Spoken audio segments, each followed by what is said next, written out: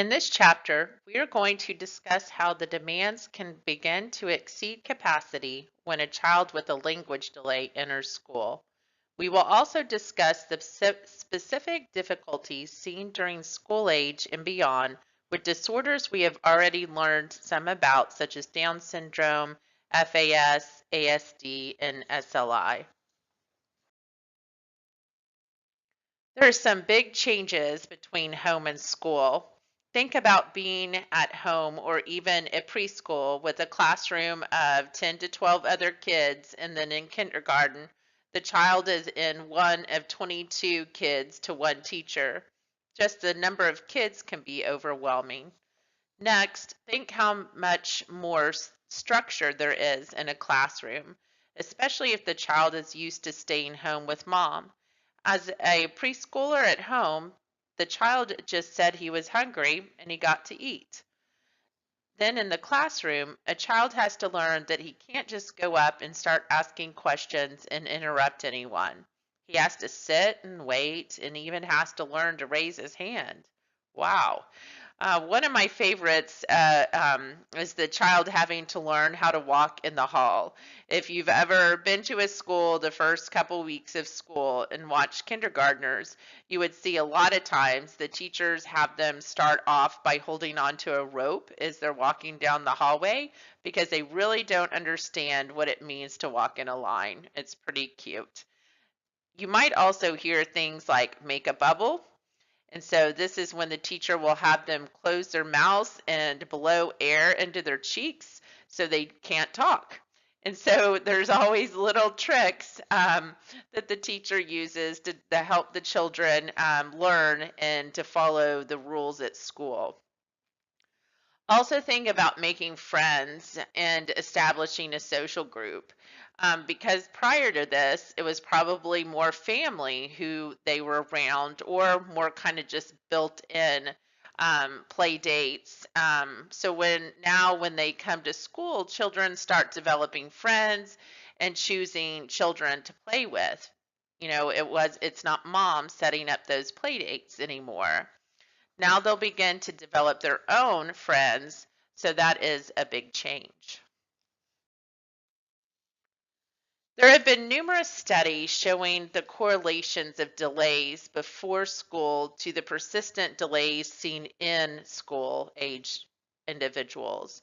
One by Aram and Nation in 1980 showed that approximately 40% of children seen for developmental speech and language problems continued to have difficulties with speech and language, but also had reading and spelling difficulties in school.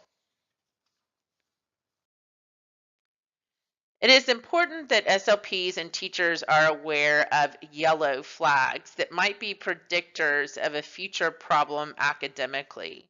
A lot of times they might be okay where they are right now, but all of a sudden the demands become more than the child's abilities. So that's what I said at the very beginning of how demands exceed capacity. So a child who has had a history of a language delay or disorder might be at risk. These delays can affect their abilities to develop reading, writing, and spelling in the typical time and progression.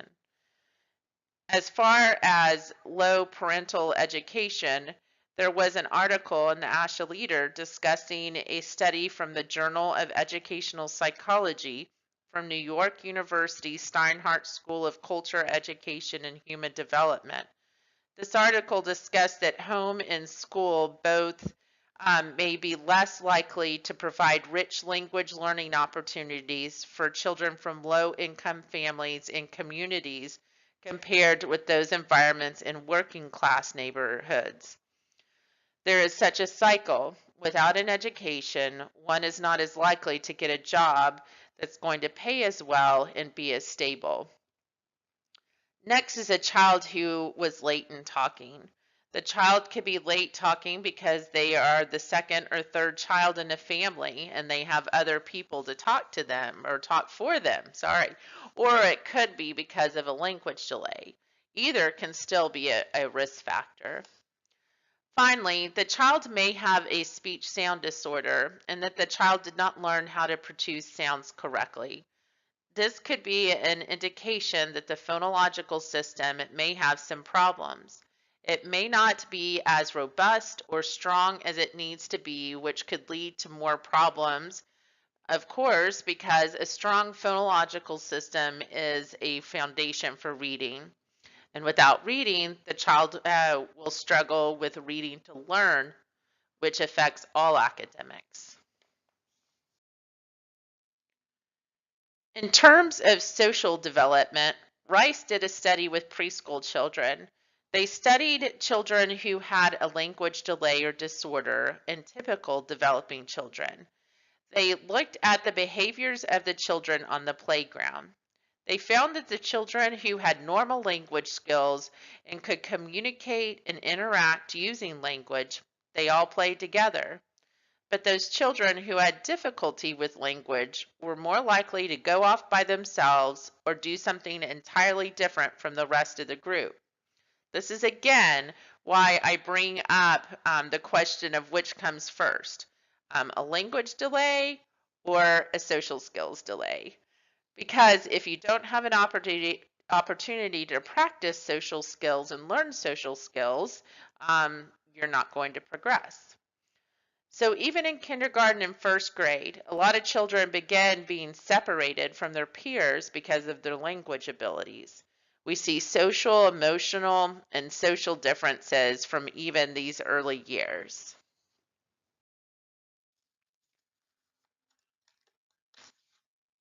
Now we are going to discuss these meta skills. This is the ability for the child to think and talk about language. These skills are critical for developing literacy skills. And the comprehension of humor, figurative language, and multiple meaning words are a meta skill. And these develop between 4 and 8 years of age. Okay, I just realized I made a mistake. I was supposed to take the previous slide out because I made this beautiful slide here. So, yeah, I was pretty much going to say this slide here a second ago, or the one before. But pretty much the only thing I'm going to add to it is on this pretty slide in my notes that I have, we're going to talk about metalinguistics, metapragmatics, and metacognition. Okay, so here is that slide that I just went into, except for I do have a little bit more that I'm going to talk about. So let me just kind of start over on this slide. So metalinguistics is where one begins to think about language. So what is a word? What sound is at the beginning of a word? What sound is at the end? And of course, rhyming is also a metalinguistic skill. So these skills are crucial for developing literacy skills. The child is also beginning to understand humor and figurative language. For example, why did the boy throw the clock out the window? You know that answer. He wanted to see time fly. Understanding multiple meanings words is also a hard concept. So this would be an example of the word wrap. So we could wrap a present, or I'm going to play my favorite rap song for you. And then again, metalinguistic skills develop between 4 and 8 years of age. Now, meta-pragmatics is the social use of language in a variety of environments with a variety of people. So children with meta-pragmatic problems have difficulty applying pragmatic rules and using their language effectively in different contexts. The child might be able to tell you what to do in a situation, or what I kind of say, they can talk the talk, but they can't walk the walk. So the child often has difficulty figuring out what to do in situations and then generalizing that knowledge to new situations. For example, think about how the child has to learn how to talk differently to his teacher than to his friend when he first enters school. At this early age, they are learning the difference of when to use this formal language with his teacher versus informal language with his peer. Then metacognition begins to come in. This is the child's ability to understand how they think, problem solve, how to make decisions, and doing a task analysis. So if they're given an assignment that's due in 2 weeks on the Alamo, they will need to plan out what they need to do step by step. So for a child with cognitive disabilities or difficulties, organization tasks can really be overwhelming. So a child also has to be able to recognize when he doesn't understand. So if they can't recognize this, they won't ask for help. So think about all of this as the child has to complete his assignment on the Alamo. The ability for one to self-regulate is also a metacognitive skill. Children are expected to sit and work in the classroom, which can be hard for many. Just like other skills, we can put supports in place that will help the students be successful. One example is to put a square made out of tape on the floor behind the child's desk. The teacher tells the child to stay within the square and then let him have freedom within that. So he can stand, he can sit, he can fidget, pace within that square, really kind of whatever he does that's maybe not too distracting for other kids, as long as it is in the square.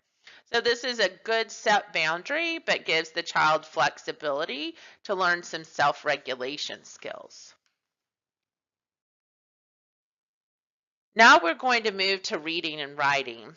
This is what school's all about, right? Children do not have to go to school to learn to talk, but they do have to go to school to learn to read, write, and spell. All of a sudden, 2 other modalities of expression are added and expected to be mastered. Remember, if the child does not have a strong oral language base and good phonological awareness, he will have difficulty with reading and writing. Up until the 3rd grade, students practice learning how to read or decode. We're going to go more into this during our section on reading, but for now, after 3rd grade, it turns to comprehension or reading to learn. Also at this time, the emphasis changes from speaking and talking about what one knows to writing what one knows. So now in the 3rd grade, a student has to be able to read instruction. He's not told how to do something as much. Then he has to write the answer. So all of a sudden, the world has really changed on them. Here is another change beginning in the 3rd grade. 3rd grade is really kind of a big deal. Higher order language skills begin to develop.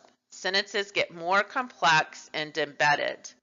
We also begin to see non-literal language.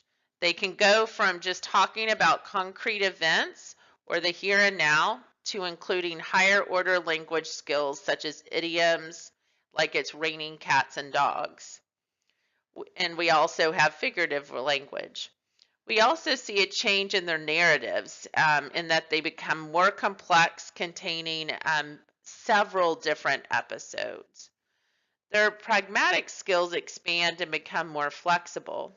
In elementary and adolescence, children have to understand things like slang. For example, if an adolescent goes to a movie that he thought was really good, and his friend said, "Oh, that movie was so bad," because the adolescent really knows his friend and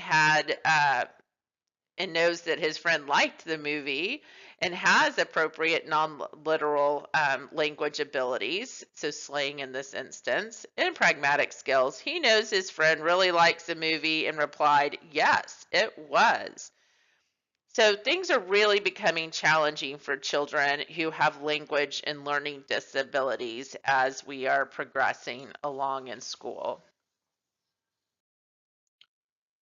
Now we are going to look back at some of the disorders that we had discussed in Chapter 3 and see what difficulties might be present at this school age. For specific language impairment, so the child with specific language impairment will continue to have poor social skills. Remember the study by Rice where they were isolated on the playground? This could definitely be a child who ends up being diagnosed with SLI in elementary school. Research also shows that children with SLI are less likely to participate in class activities. Think about all of the group learning that goes on in schools. These students will have difficulty following what's going on in groups. Also, these students might have had to spend so much time learning language that other skills suffered, such as phonological awareness. So everything takes them a little bit longer to learn, and they are always a little behind. We see that these problems with language will continue on even through high school.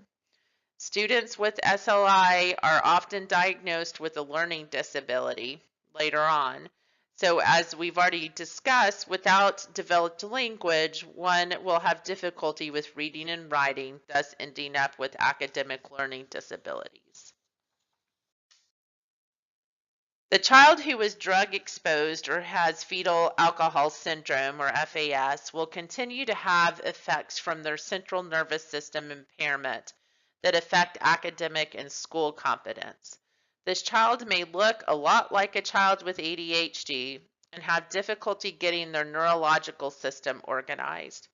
So you'll see a lot of behavior problems such as impulsivity and lack of attention. This group of students will also often have a lower level of intelligence, so they might be functioning at an 80 or lower IQ. Maybe not low enough to be considered intellectual disability, but low enough to impact their ability to learn. And because of the behavior problems and that central nervous system functioning difficulties, they have poor social skills. They have difficulty organizing their neurological system, much less anything else they're supposed to be organizing.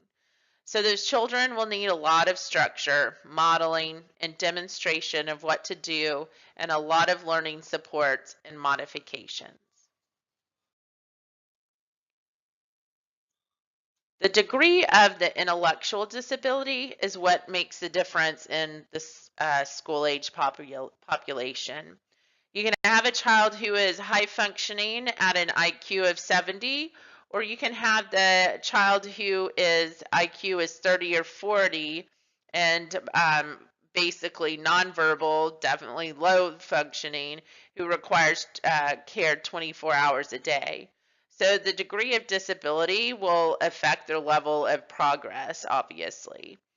So those that are very low, you just want them to have functional skills like feeding themselves, toileting, being able to follow a routine. When you get into the moderate level where the IQ is 40 to 54, the child might be able to learn up to about the fourth grade level. And 50 to 70 probably progresses to the sixth grade level. These cognitive levels are where the person will function most of their life once they start to plateau. With Down syndrome, the level of functionality usually correlates to the level of intellectual impairment. Many students with Down syndrome will plateau at the sixth grade level because IQ is usually somewhere in the 60s. And again, the degree of severity impacts their ability to learn. Syntax and morphology is definitely a problem with these children. They don't get verb tense well, so they will often mix up pronouns also. Not related, sorry, not a good sentence. So they often don't get verb tense and they often have difficulty with pronouns. They understand concrete language usually, so things that they can see, touch, and feel that they'll get, but they'll have more difficulty with the abstract higher language, definitely the meta skills. One interesting characteristic is that a child with Down syndrome might have a reading level that is higher than their cognitive or language level, and this is called hyperlexia. So this child and student could read with the class, but when asked a comprehension question, they have no idea what the answer is. So good decoding, but not good comprehension. Children with Fragile X have moderate levels of intellectual disability. They will often be able to read. A defining characteristic of a student with Fragile X is behavior issues. Also, the repetitive, stereotype behaviors that is seen in children with autism. Evidence shows a steady progression of skills until age 3 with this population, and then their learning starts to drop off. Gradually, as they get older, it just really flattens out. They also continue to have problems with speech sound production and being understood. Velocardiofacial syndrome, or VCFS, 99% of these children will have learning disabilities. So you can have a child who is on your caseload for language impairment as an SLP. They definitely exhibit social communication deficits, and they may have some bipolar issues. The school-age child needs to learn self-awareness and how to be responsible for his actions when he has ADHD. He also needs to understand about his issues with processing information. This child with ADHD will need to understand tricks to help himself pay attention, or that he needs to go back and read it again or ask the teacher a question. We will see behavior issues of impulsivity, where the student will speak out before they're supposed to or answer questions before you finish the question. And of course, these deficits come with pragmatic issues. These kids are often so busy and so fast, they don't maintain a topic in conversation. They are moving on to something else before they have even gotten halfway through the first thought.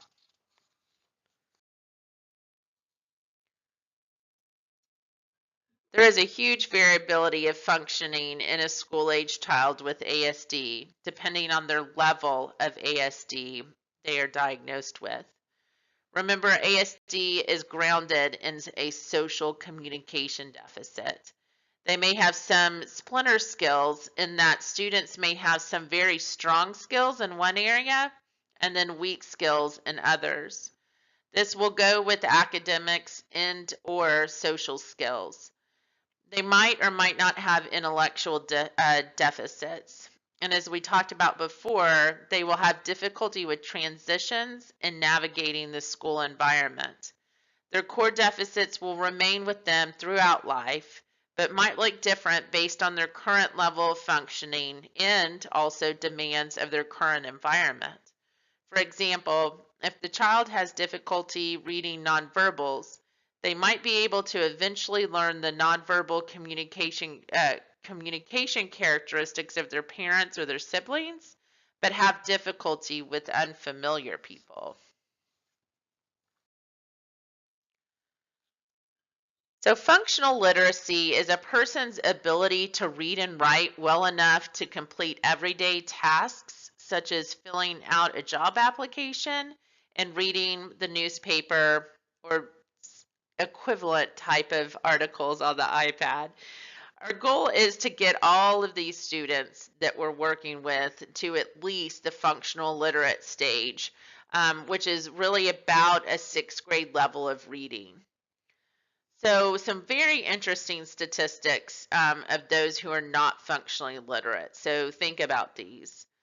70% of prisoners in our system are functionally illiterate.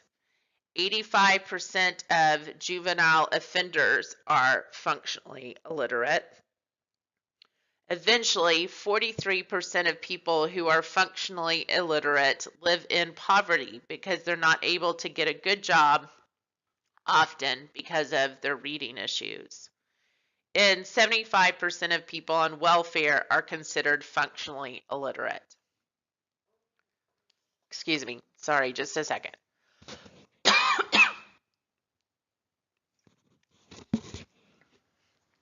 So really, those are very staggering statistics.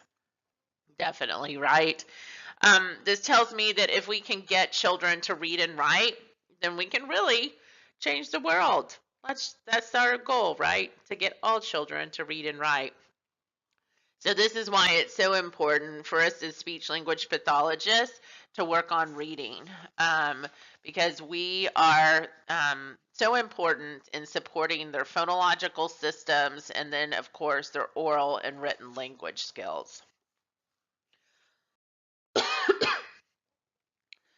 So for our last slide, I want to direct you to Appendix 7A. This contains the language and cognitive development skills for kids ages 6 through adulthood. These can be used as a guide when analyzing a language sample or really trying to choose goals and help you prioritize goals. So you will not be responsible for any of this information for the quiz, but please just remember it as a resource. So this completes Chapter 7. This gives us a foundation for Chapter 8, where we will begin discussing way more in depth, the language disorders that we see in school age, in the school age population. All right, see you next week.